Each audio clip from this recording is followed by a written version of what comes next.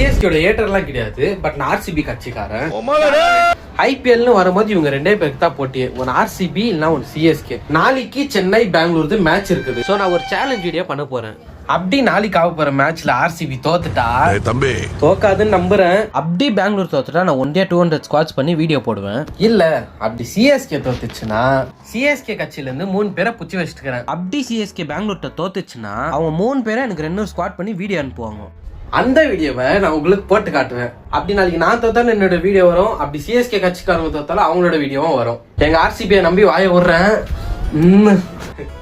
இதுல அந்த சிஎஸ்கே கட்சிக்கார ஒருத்தன் வேற நான் சொன்னானே, மஞ்சள் வீரர்களை நம்பி வரேன்னா பார்க்கலாம்.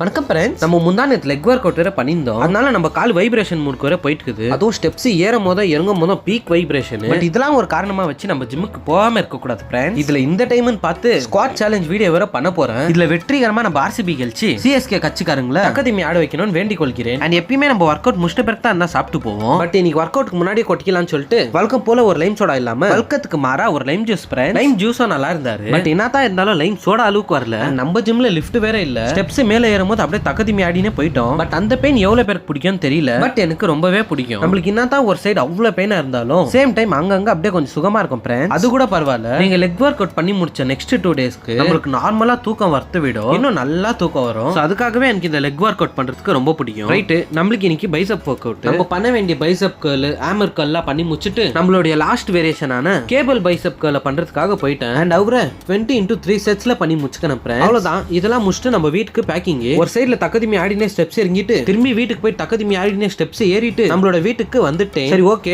ஆல்ரெடி இந்த வீடியோ கொஞ்சம் பெருசா போயிருக்குது. நாளைக்கான வீடியோ எப்படி இருக்க போது நாளைக்கு அவரு மேட்ச் பொறுத்து தான் இருக்குது. நாளைக்கு நம்ம கட்சி கழிச்சினோன்னு மாதம்மாவை மாரி அம்மாவெல்லாம் கும்பிட்டுன்னு இன்னைக்கு இந்த வீடியோவை முடிச்சுக்கிறேன். உங்களை அடுத்த ஒரு நல்ல வீடியோவில் சந்திக்கிறேன். நம்ம ஆர்சிபி கழிச்சா தான் நம்மளுக்கு நல்ல வீடியோ, நம்ம தான் அடிக்கிறோம். Until then, peace.